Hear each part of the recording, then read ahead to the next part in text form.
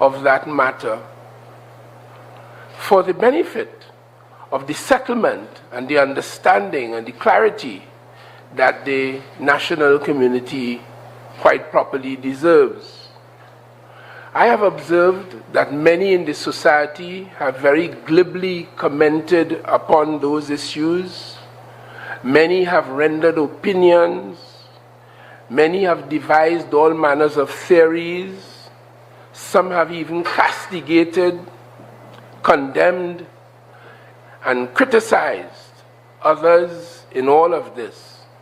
I'm sure members of the media, you would have observed that as Minister of National Security, I have ventured no position other than abject sadness on the matter. And the reason why I adopted that stance is because I am all too aware that the facts and circumstances are not yet made known. So I could not afford the luxury of others to be previous, as my grandmother used to say, and to get ahead of the facts and circumstances emotionally. No, I must wait until all the facts and circumstances, as found by those suitably qualified so to do, would present.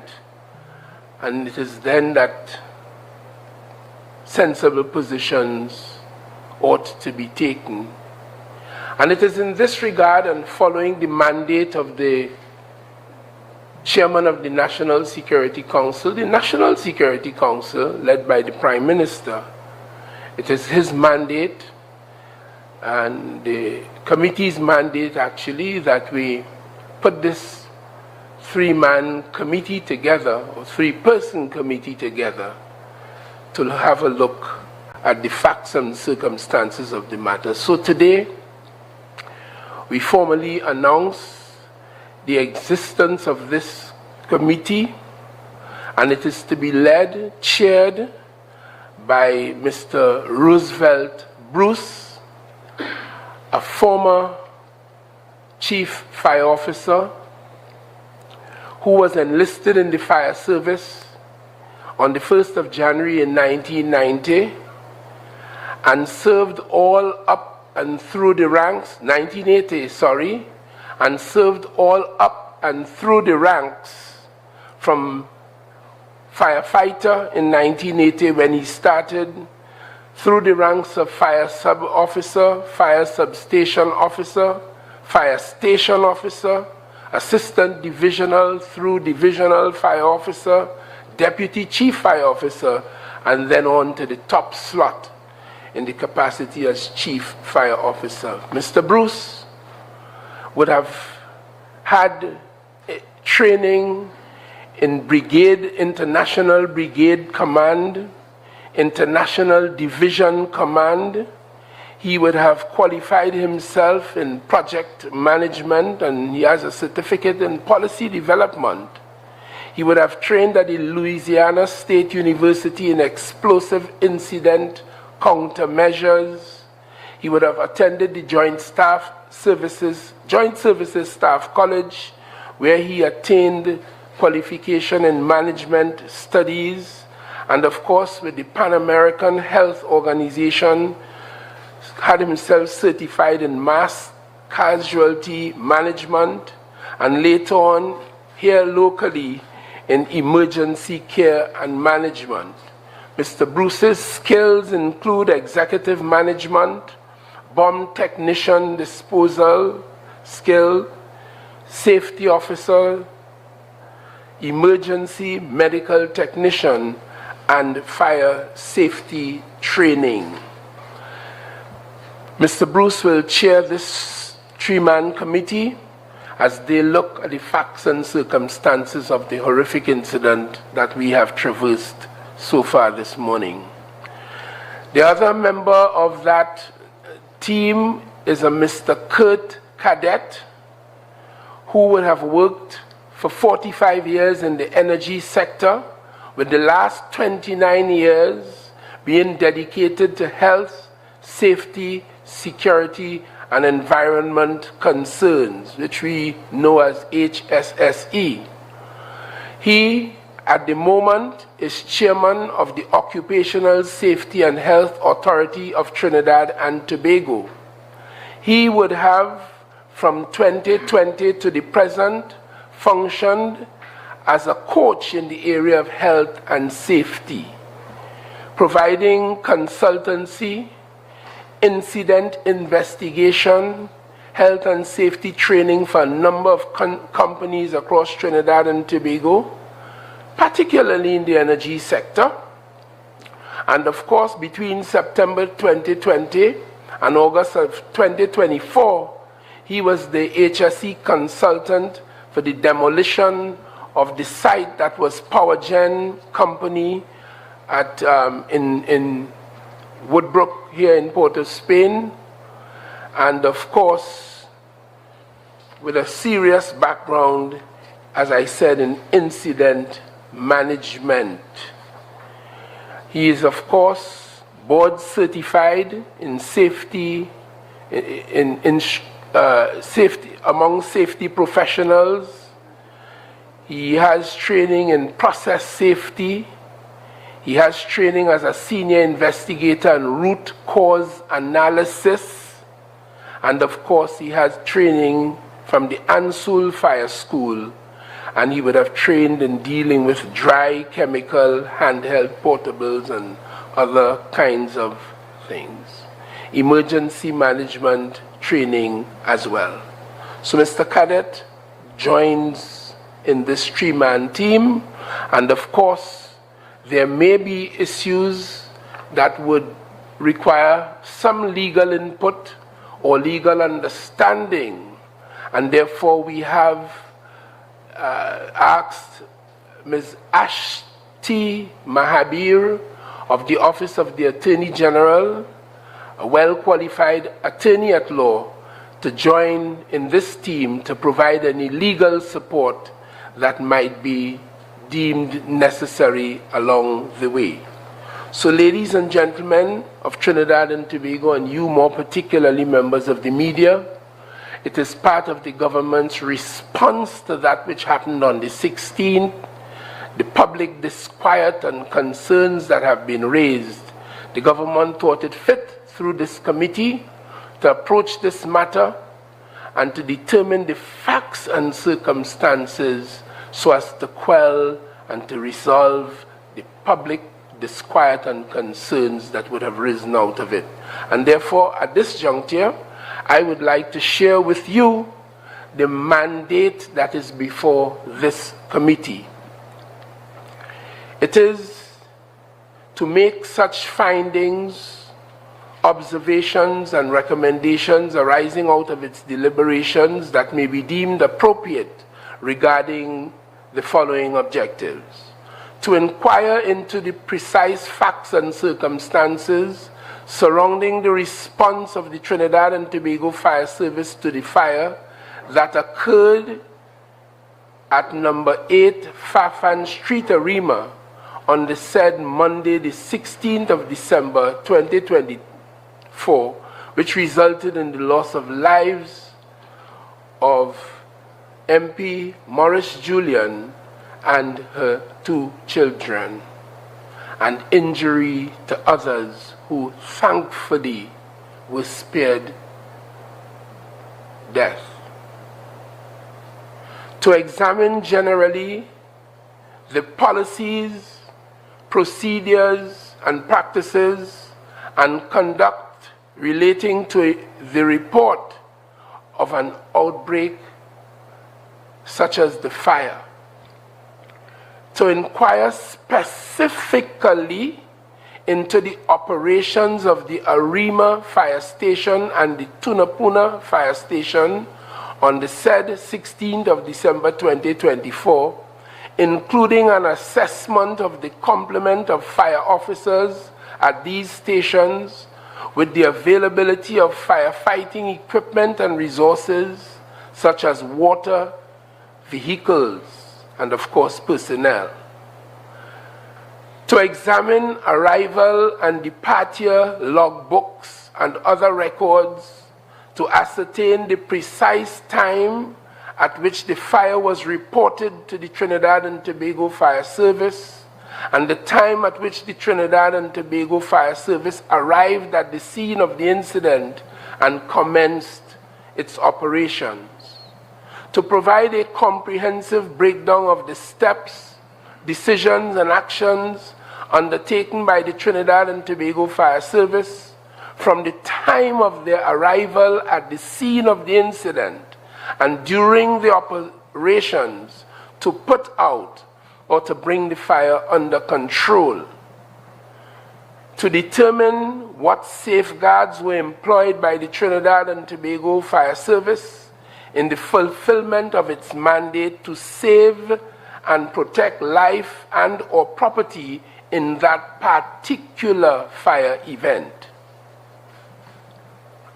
To give a detailed account of the conditions at the scene of the incident, including specifically, but not limited to, the status of the fire at the scene of the incident upon their arrival, whether there was available pipe-borne and or other water supply for use by the firefighters, in particular its adequacy or lack thereof, the role of the Water and Sewerage Authority and the Arima Borough Corporation in respect of the two items I have just identified. That is to say, the status of the fire at the scene of the incident upon arrival and whether there was available pipe-borne water or other water supply for use by the firefighters in that regard.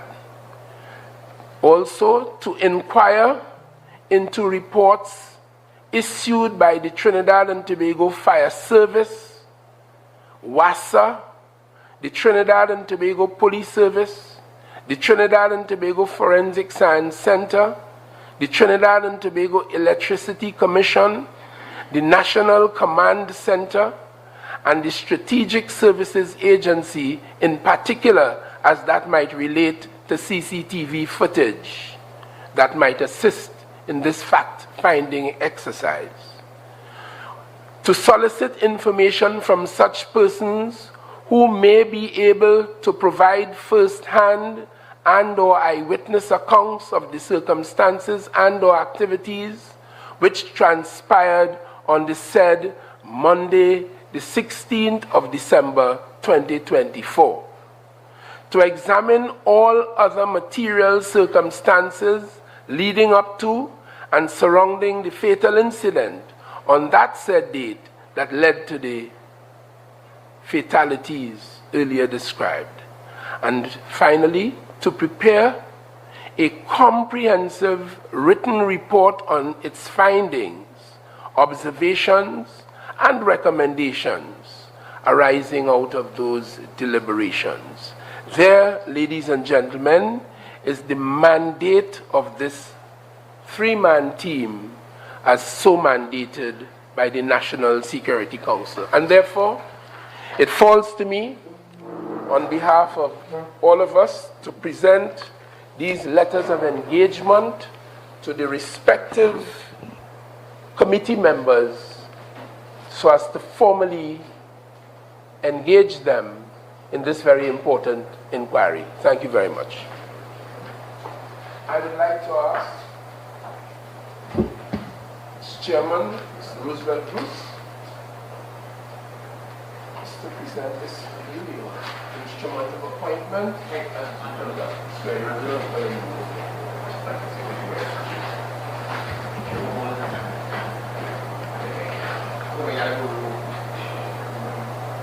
Shall we continue?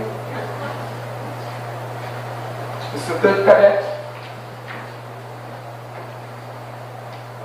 this is indeed your instrument of appointment for the very important work that is ahead of us. So thank you very much.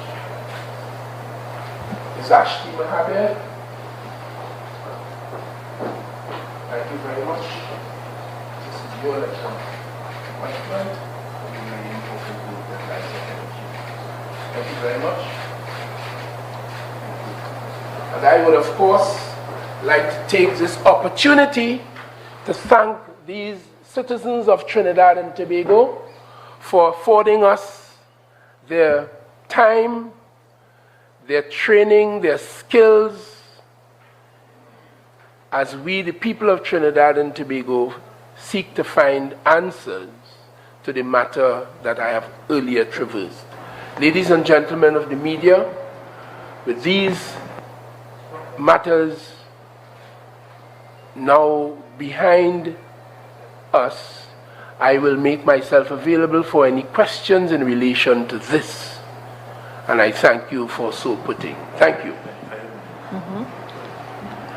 Good afternoon, Terry and Brown Campbell from TTT News. I didn't hear any timeline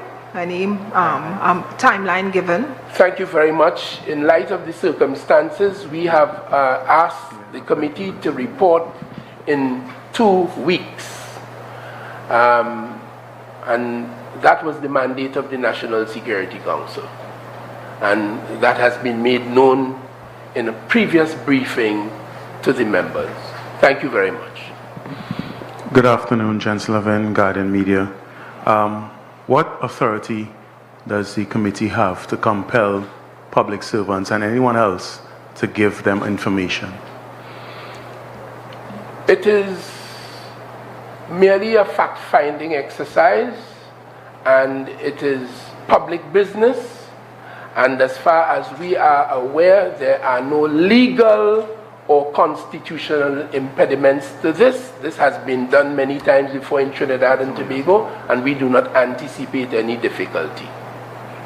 Yeah, but still, if someone does not want to give any form of information, does that put an end to the inquiry? We don't anticipate that, but if that happens, in fact, this has to do with a particular incident at Fafan Street, and the Chief Fire Officer has already properly indicated that he welcomes this and there's no difficulty around it. We don't anticipate any difficulty, but if difficulty arises, like all other difficulties, I assure you they will be met and treated with. Thank you. Now, Minister, this is not the first fatal incident involving fire and fire officers complaining lack of resources. But this is the first we have seen or heard of the National Security Ministry responding in this manner. How would you then respond to those who say it's only because one of your own this happened to that you are encouraged to move?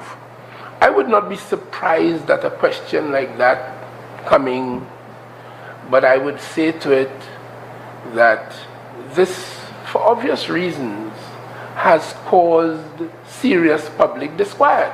You would have observed, you all are members of the media, from the day after that incident up until today, this matter is in the public domain, it's on talk radio, it has stirred public concerns, and questions are being asked, and conflicting stories have emerged.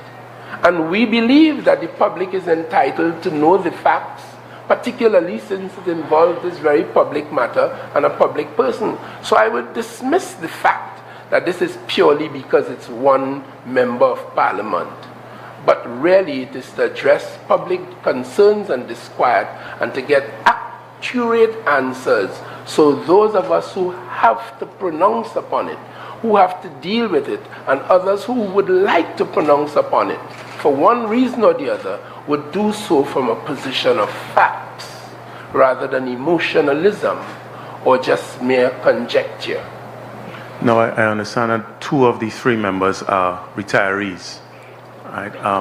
What, if any, compensation has been discussed with regards to this investigation? Is it strictly out of voluntarism, or is there some sort of stipend remuneration attached to it? No, every one of these persons, when contacted, immediately expressed their willingness on the basis of their public spiritedness, their concerns and their love for Trinidad and Tobago, their understanding of the acute importance of this exercise, and their knowledge of the skills and the capacities that I outlined that they bring. they are quite enthusiastic about serving Trinidad and Tobago, and I think they should be applauded. I have a few more questions, but I don't want to hug the mic. Go ahead. Okay. Yeah, Minister, when these tragedies happen, one wants to see if there can be any wider lessons in the community. And one thing I'm looking at actually is the estimates here of development and IDF, infrastructure development, and I'm seeing that the last year there had been a 24 million allocation to the fire service that included things like construction of fire stations, Aruca, Point, Pinal, Roxborough, Belmont, and then beefing up others. But of the 24 million initial estimate, we're seeing that only 4.6 million was spent, actually, and then this year coming we have 17.5 million allocated, hopefully. So, does this tragedy give impetus to actually getting those numbers, to meeting those numbers, getting those allocations? Of course, the money's not in your pocket. You have to get it allocated. So any thoughts on that, please? All I would say is the business of the operation of any state agency is a work in progress. On an annual basis, as you have just identified, allocations are made, expenditures experienced, goods and services are acquired, salaries and emoluments and recurrent expenditures are paid. And this is just a work in progress which is expected to continue. For these purposes, though, I would like to confine myself to the matter at hand, the incident that took place on the 16th. I mean, the issues of the specific figures and all of that, we can find time to deal with that at another occasion. But today, I am focused on the fact of a very horrific incident that took place. Public questions around it, media questions, and the appointment of a committee to dig into this, to get the facts and circumstances right for the benefit of all of us. Your question also raised a matter about learning bigger lessons. I recall not too long ago, I think it came to be known as the Grenville Tower disaster, where many persons lost their lives in a fire of a building, a residential block in another country. And I would have observed that that was taken into account and actions would have been taken following that experience to making things better. It's no different in Trinidad and Tobago. Hence the reason why in the mandate that is in front of this committee, we have asked for some recommendations as well on the basis of the facts as they would have identified them in this particular issue. Right. I mean, are there any general fire safety hints and tips that could be offered to the public? Because in the season now, we're going to have people doing a lot of cooking around the gas cylinders. You're going to have the Christmas tree lights, a lot of drapery hanging up that could be inflammable, a lot of persons jamming up, maybe sleeping overnight. So are there any general, fire safety hints that maybe the fire service they would have the specialism to offer to the public, do you think? Well, that is as old as I can remember. As citizen of Trinidad and Tobago, I would have seen on diverse occasions where fire officers, i.e. the fire service, would have come to different communities, different groups, and speak to those things. I've seen many, many times at Christmas time, in particular, as you have just said, they would have published some of these safety tips. That happens. And as Minister of National Security, I'm aware that that continues. The fire service is always engaged in sensitizing the public, teaching members of the public, and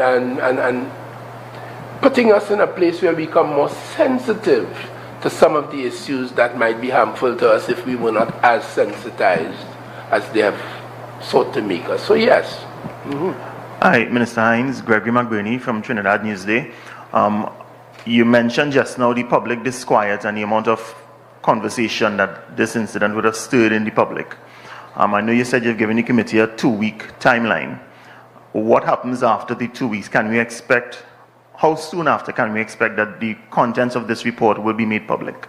Well, obviously, as soon as the report comes to hand, we, the National Security Council, the government, will consume the contents of it, and on that basis, we'll decide the way forward in respect of that particular issue. I guess based on what you're saying is based on the sensitivity of the report and what is in it will determine if it is made public or not? I don't know what you mean by sensitivity of the report. I'm expecting a report. But will it be made public, I'm guessing, is the question, and when? Well, I am unable to say. When it comes to hand, I don't expect that it is, anything that is not public. So when it comes to hand, we will deal with it. But we want to get the facts so that we will be able to make whatever decisions we might want to make, whatever the outflow from that. But you can't do that without having the facts. And that is why this is so critical, so necessary.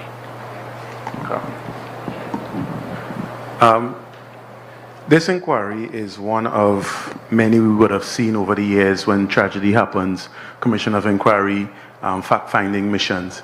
And a lot of times people complain that it's a waste of resources, a waste of time, because at the end of it, you're not seeing any form of resolution, quote-unquote punishment / judgment.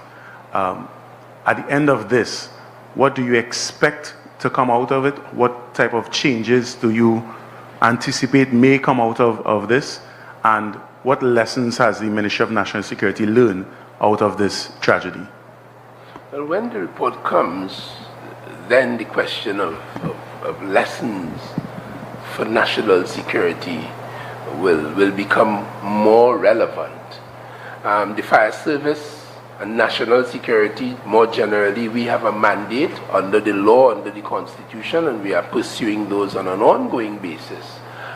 Insofar as public not being aware of the outcomes of these things, well, I suspect more could be done. Not that they're not aware, they don't feel, there's no confidence in these things because past fact-finding missions have brought little comfort to them in terms of seeing someone being prosecuted or punished or disciplined. I would not be in a position to render such a generalization on matters such as that.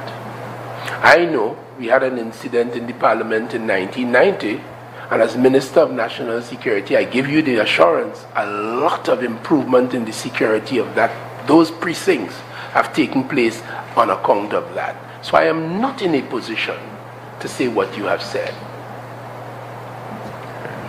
So we wait for the results and then we will proceed thereafter. And of course, if this is as a result of public disquiet, it is logical that we are attempting to quell public disquiet. So the results of the report will be made available to the public in order that the public disquiet could be quelled and they can come to an understanding of what happened. It would benefit the public, it would benefit the government, it would benefit me as Minister of National Security, and certainly it will benefit the Trinidad and Tobago Fire Service. It may not benefit the media, but it certainly will benefit others of us. The media will always be benefited. I thank you all very much for your attendance today, and for God's Minister, sake, just one more question. Yes, you spoke of public disquiet and these things, and the purpose of this is to quell that public disquiet. I said the purpose of this is to unveil all of the facts and circumstances out of this incident that occurred on the 16th of December 2084. One of the reasons for it is the public disquiet. Another of the reasons is our, as a society, lack of understanding of exactly what happened because of conflicting stories. So I don't want you boxing me in so tightly. Well, I'm giving you some room and a little more wiggle room with this question. There are other incidents that happen in the country that create public disquiet, particularly murders, particularly the supposed increase in kidnappings. What, if anything, is the Ministry of National Security doing, have done, will do to address those public disquiet? And if you would permit me, I have a question for my colleague on the matter at hand afterwards. Well, let's treat first with the matter at hand. I wanted to get an update on the investigation into the fire, if it has been concluded, anything coming out of the original investigation into the fire. Mr. Lever, didn't you hear that the mandate of this committee is to identify the facts and circumstances, and it is also mandated to touch base, if I may use a colloquialism, with the police service, with Tech, with the fire service, with WASA, and all those, the Forensic Science Center, all those state agencies that had anything to do with it, among others. So it's a fact-finding exercise. I understand that, but the fire service themselves would be conducting their own investigation into the cause. Obviously, and the fire service will have a position, but this committee will find out from the fire service what that position would be. Okay. Thank you. And back to my question that I asked. What was it? The quelling of the public disquiet with regards to murders. We are nearing 600, and the supposed rise in kidnappings. What I would say is that the crime situation in Trinidad and Tobago continues to be a challenge to all of us, particularly in the Ministry of National Security, and more particularly the police organization, which is the premier organization under the law in dealing with the prevention and the suppression of crime and criminal conduct. So all of the work of the police service, all of the work of all of the agencies of national security, our collaboration with our regional partners, our collaboration with our international partners, because a lot of the crime of which you speak are transnational in their origin. For example, the guns not manufactured in Trinidad and Tobago, the drugs not manufactured in large part in Trinidad and Tobago, the question of human trafficking and that sort of thing. So all of the agencies of national security collaborate, and we are working. I understand from what the statistics are trending to show that there has begun to be detected a bit of a slowdown in the rate of murders, and therefore we appreciate that, but the figure is still as high as it is, and I am aware of the commitment of the police service and the various units inside of the police service in trying to carry on that trend so that we could see a suppression of the murders in Trinidad and Tobago. Various strategies are in place. You would have heard them from time to time, and we continue to do that. Insofar as public disquiet over that is concerned, I do understand how the public would feel, but all I can do as Minister of National Security is give the public the assurance that work is being done in that regard. You would have seen recently extortion begin to rear its head, and of course a unit has been put in place, and I am aware as Minister of National Security a number of persons have been arrested and charged as the police work to suppress that particular crime. You would have noticed yesterday, I think it was, a 14-year-old boy who was taken from his parents' arms almost at their business place in St. Augustine. He was promptly released by his captors. I am aware, I can't say too much about it, but that the police responded in a certain kind of a way. And as one police officer might have colloquially put it, you know, they put some pressure on the thing, and the situation resolves as beautifully as it did. You would see just a few days before that, I think it was Sunday or Monday, that the police were able to find and rescue a kidnapped victim from somewhere in the Mova Caledonia area. So these successes from the police are what inspires me, and it inspires me on the understanding that work is being done to repel these crimes, to bring greater peace, safety, and security to the people of Trinidad and Tobago. The answer to it is always that, work. And I'm seeing elements of success, and it's encouraging. Thank you all very, very much. I thank you. We'll speak more fluently at another time. Thank you very much.